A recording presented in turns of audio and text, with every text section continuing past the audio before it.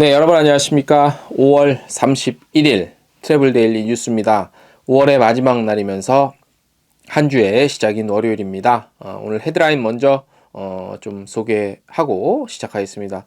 모두 투어 백신 접종자 대상 상품 출시했다는 내용, B2B 플랫폼 온다가 숙박 위탁 운영 브랜드 런칭했다는 소식, 구글이 글로벌 관광 회복을 위해서 나섰다는 소식, 한국 관광 국제박람회 참가할 업체들 모집한다는 내용과 오스트리아도 격리 없이 관광객 받는다는 소식, 인터파크 투어와 강원도 관광재단이 어떤 시너지를 내고 있다는 그런 내용 있고, KLM이 동계 시즌 대륙간 노선 확대 6개 신규 노선 취항을 한다는 내용도 들어와 있고요.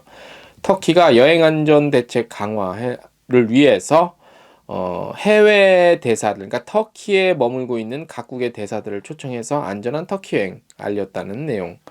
그 다음에 제주도 지정 면세점에서 해외 명품 매장을 열었다는 소식. 이렇게 주요 헤드라인이 들어와 있습니다. 이 중에서 몇 개만 꼽아서 전해드리도록 하겠습니다. 먼저 첫 번째 소식, 모두 투어 얘기입니다. 하나투어도 얼마 전에 백신 접종자 대상으로 한 전용 상품을 선보였죠. 그래서 모두 투어도 이번에 선보였습니다. 해외여행 목적지와 우리나라 양국, 그러니까 해외여행 할 수 있는 어떤 목적지, 그 다음에 우리나라 이렇게 양국 입국할 때 별도의 의무 격리가 없는 이른바 여행 상품 이름이 찐 투어 상품입니다. 예.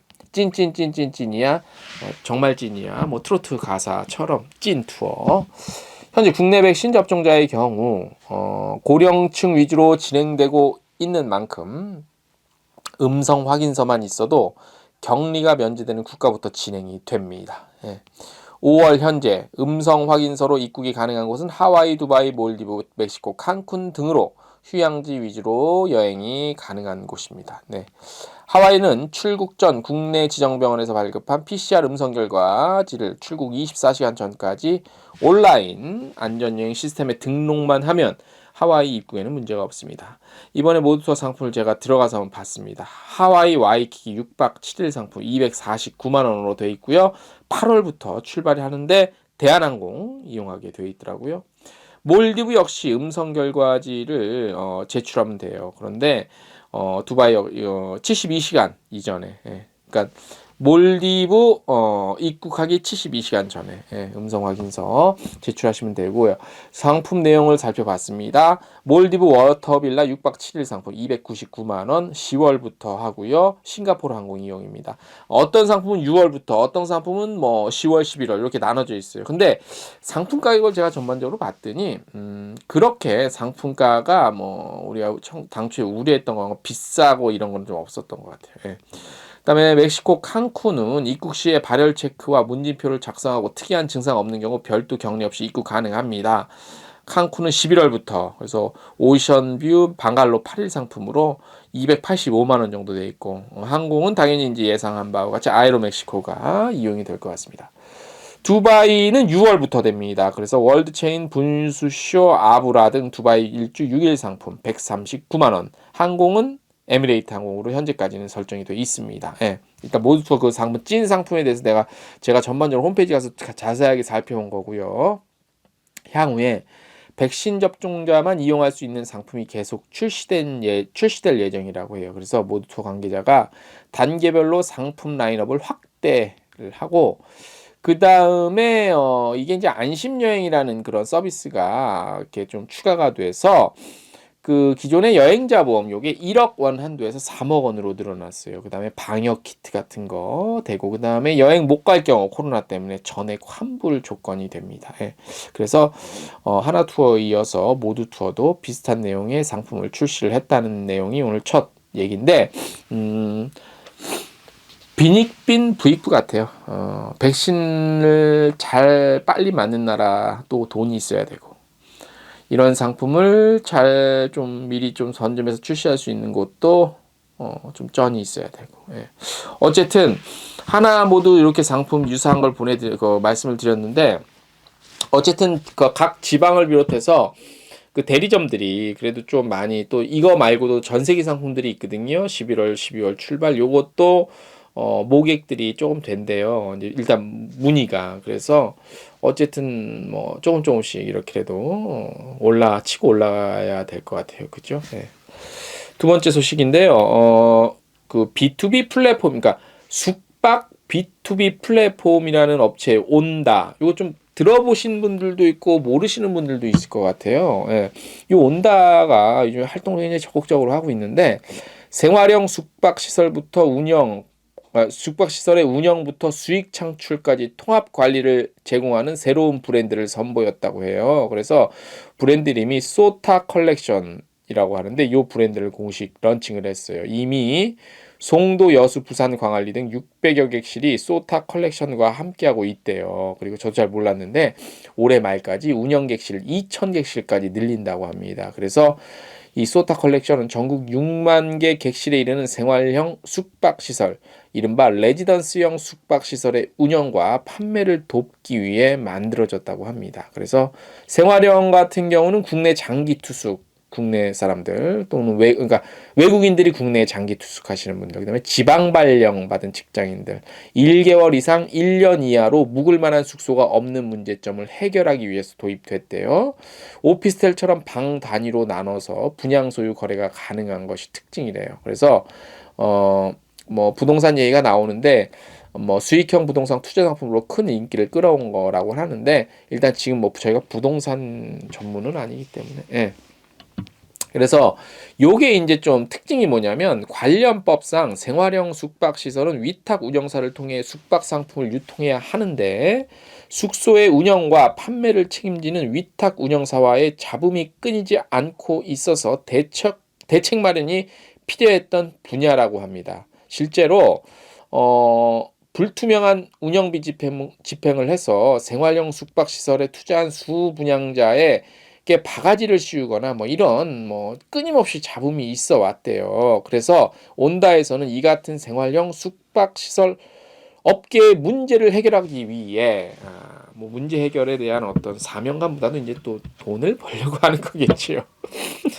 지난해 여름부터 꾸준히 뭐 TF팀 구성을 해서 유럽, 중국, 중동 등 글로벌 유명 5성급 호텔에서 운영 경험을 쌓은 인재들을 대거 스카우트했대요. 그래서 시범 판매를 진행했대요. 그래서 이번에 소타 컬렉션은 생활형 숙박시설 판매에서 가장 큰 문제인 숙소 운영의 불투명성을 차단하고 전용 프로그램을 개발해서 수분양자로 하여금 판매 현황, 운영비 지출 내역 등 운영 전반을 실시간으로 모니터링할 수 있도록 이렇게 했대요. 그래서 그 외에 뭐 여러 가지 내용들이 많은데 시간 관계상 생략을 좀 하고 일단 우리 여행 측면에서 보면 해외에서 온 분들이 좀 한 달 이상 장기 투숙이 좀 필요한 분들인데 호텔 좀 부담이 되면 뭐 지금 에어비앤비도 지금 굉장히 활성화를 하고 있지만 이런 곳에 대한 숙박 그 수요가 사실 좀 필요는 했었거든요. 그래서 이런 거는 굉장히 좋은 것 같고 우리 B2B 업계를 위해서 온다는 과연 그 어떤 또 역할을 해줄 것이냐도 궁금해요. 근데 지금 말씀드린 B2B 역할이 이게 우리 업계 B2B를 말하는 건지 부동산 쪽의 B2B를 말하는지 사실 좀 저도 헷갈리는데 이런 거에 대한 좀 명확한 그것도 한번 말씀해 주시면 좋을 것 같습니다. 다음 한국관광공사에서 제공하고 있는 글로벌 관광 뉴스 몇 개만 뽑아봤습니다. 구글과 UNWTO가 글로벌 관광 회복을 위해서 파트너십을 체결했다고 합니다. 그래서 서로 간에 어떤 정보, 아무래도 구글은 데이터이기 때문에 정보에 관련한 것들을 좀 서로 주고받으면서 지역 관광이 디지털화될 수 있도록 서로 돕고 협력을 좀 할 거라고 합니다. 그리고 두 번째로 태국 파타야 있죠. 여기가 4분기에 14일 격리 기간을 폐기할 거라고 합니다. 4분기면은 격리 기간 폐기가 지금 뭐 그렇게 자랑할 만한 내용은 아닌 것 같습니다. 지금 백신 12월이면 거의 다 맞아서 가는데 태국에서 관광청에서도 자꾸 그 소식들이 좀 7일 동안 한 호텔에서 머물러야 되는 내용인데도 자가격리 없다고 막 이런 내용을 정리가 안 된 것 같아요. 텍스트가 좀 정리를 해서 좀 자세히 좀 알려주셨으면 좋겠습니다. 그래서 뭐 여러 가지 얘기가 있는데 그건 텍스트 뉴스 참고하시면 될 것 같고요. 요 태국 파타야 얘기는 12월이면 4분기면요 백신 거의 다 맞아갖고 다른 나라 다 자가격리 안 가는데 무슨 파타야 4분기에 이런 소식은 별로. UAE에서 국가 간의 트래블 캐리도를 연달아서 체결을 했대요. 그래서 그리스를 포함해서 3개 국가와 백신 접종 완료자를 대상으로 입국 시에 격리를 면제하는 프로그램을 체결했는데 UAE와 세이셸 정부가 5월 13일 현지 언론 등을 통해 양국 간 검역 없이 여행 가능한 트래블 캐리도르 체결을 발표했고요. 이에 따라서 양국 간 별도 격리 없이 여행할 수 있고 세르비아 정부와 UAE도 양국 백신 접종 완료자에 대한 검역 없이 여행 가능한 골자로 MOU 체결했다고 합니다. 그리고 세 번째로 그리스와도 체결했답니다. 이번 조치는 양국 국민들의 자유로운 이동, 관광 활성화, 양국의 백신 집중 캠페인 목표 달성을 위해 시행된다고 합니다. UAE가 아무래도 좀 부자 나라잖아요. 그래서 백신도 빨리 사올 수도 있고 뭐 여러 가지 아무튼 돈이 좋긴 좋은 것 같습니다. 다음 소식. 한국관광국제박람회에 참가할 업체를 모집합니다. 공식 행사명은 2021 한국관광국제박람회 코리아 인터내셔널 트래블 엑스포 줄여서 KITE 문체부와 관광공사에서 주관하고요. 개최 기간은 6월 29일부터 7월 13일 2주 동안 열립니다. 장소는 온 오프라인 하이브리드 방식으로 하고요. 온라인 홈페이지 주소 여기에 가면 영어, 중국어, 이렇게 일본어 이렇게 번역 다 서비스 되고 오프라인 행사는 인천 송도 컨벤시아에서 열립니다. 그래서 우리 업계들 참가하실 업체들은 신청하셔서 참가하시면 될 것 같고 참가 분야는 4개래요. 마이스 한국 여행인데 이제 FIT 관련, 그다음에 럭셔리 여행, 그다음에 의료 웰리스, 중복 참가도 가능하다고 합니다. 신청 대상은 말씀드린 대로 여행사, OTA, 숙박업계, 항공사, 관광 스타트업 등등입니다. 6월 4일까지 마감이래요. 그래서 궁금하신 분들은 참가비 무료. 홈페이지에서 들어가시면 됩니다. 홈페이지 저희 텍스트 뉴스 보시면 나와 있고 지금 저희가 자막으로도 홈페이지 알려드리고 있습니다. 많이 참가하세요. 6월에 또 다른 국제관광박람회도 지금 예정이 돼 있죠. 그래서 마스크 잘 쓰고 작년에 유일하게 열렸었죠. 그죠? 그다음에 올해도 유일하게 열리는데 아무튼 그래도 어찌 됐든 안에 컨텐츠가 어찌 됐든 이런 와중에서 꾸준히 열리는 것 또한 저희가 또 박수를 좀 쳐드리고 싶습니다. 다음 소식. 오스트리아의 호텔과 식당이 장기간 폐쇄 후에 지난 19일 다시 문을 열었습니다. 현재 특정 국가의 여행자만 여가 목적으로 오스트리아에 입국할 수 있으며 격리는 없는 상태입니다. 오스트리아에 입국하는 모든 여행자들은 여행 전 허가 PTC라고 하네요. 여기는 이걸 얻기 위해서 사전 디지털로 등록해야 하고요. 국경에서 PTC를 제출해야 하며 수집된 모든 데이터는 여행자가 오스트리아에 입국한 지 28일 후면 삭제된다고 합니다. 장기적으로 국경을 넘는 통근자들은 28일마다 여행 전 허가를 받아야 하고요. 여행 전 허가 외에도요. 오스트리아에 입국하는 사람은 다음 3가지 문서 중 하나를 보여줘야 합니다. 그 3가지가 과연 무엇일까요? 72시간 이전의 PCR 테스트나 48시간 이하의 항원 테스트를 보여줘야 합니다. 그리고 오스트리아에서 인정하는 백신을 맞아야 돼요. 웬만한 백신은 다 돼요. 바이오엔테크, 파이자, 아스트라제네카, 존슨앤존스, 모더나, 시노팜 요거. 첫 접종 후 22일째부터 3개월 동안 지속되는 백신으로 간주가 되고요. 아시아 국가에서는요. 유일은 아니다. 한국과 싱가포르가 발생률이 낮은 국가로 분류가 됐어요. 모범 국가란 얘기지. 그래서 자체 격리 없이 관광 목적 입국 가능합니다. 모차르트의 나라 오스트리아. 얼마나 꿈의 여행지입니까? 물론 우리가 짤스부르크도 당연히 오스트리아. 모차르트 아버지가 운영했던 카페, 세계에서 가장 오래된 카페 중에 하나인 거기를 빨리 가고 싶습니다. 이름이 뭐였더라? 저 유튜브 영상에도 하나 컨텐츠 올려놓은 게 있습니다만. 자, KLM 여기가 올해 하계 시즌 유럽 노선 확대합니다. 그래서 확대를 했고 하계 노선 이미 했고 10월 31일부터 시작하는 동계 시즌 대비해서 신규 노선 추가합니다. 회복세가 가장 빠른 노선에 공급을 해서 승객들에게 다양한 노선 선택권 제공을 하는데 취향 노선 몬바사, 올랜도, 칸쿤, 브리지타운, 포트 오브 스페인 그리고 푸켓입니다. 예. KLM에 따르면 케냐의 항구 도시 몬바사 노선에는 주 2회 운항. 그 다음에 플로리다, 미국 플로리다주 올랜도는 주 4회. 그 다음에 칸쿤 주 3회 운항하고요. 그 다음에 바베이도스의 수도인 브리지타운과 트리니다드 토바고의 수도인 포트 오브 스페인 노선에는 주 3회 이렇게 한답니다. 너무 먼 노선이라 우리가 실감이 안 오는데 이거는 이런 것들은 이제 그 나중에 유럽 노선 코로나 때문에 정상화 된 다음에 우리가 그쪽 지역 여행하고 할 때 연계 노선으로 사실 이런 거 좀 그때 좀 참 필요한데 지금 당장은 뭐 아무튼 이런 소식이 있다는 걸 전해드렸습니다.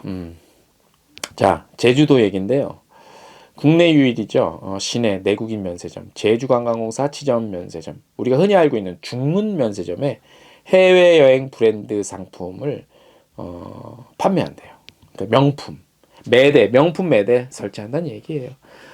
지난 1월부터 차별화 매장이라는 컨셉으로 나오고 있는데 코로나 장기화로 인해서 지친 해외여행 쇼핑족들의 목마름을 해소하기 위해서 기획됐다고 합니다.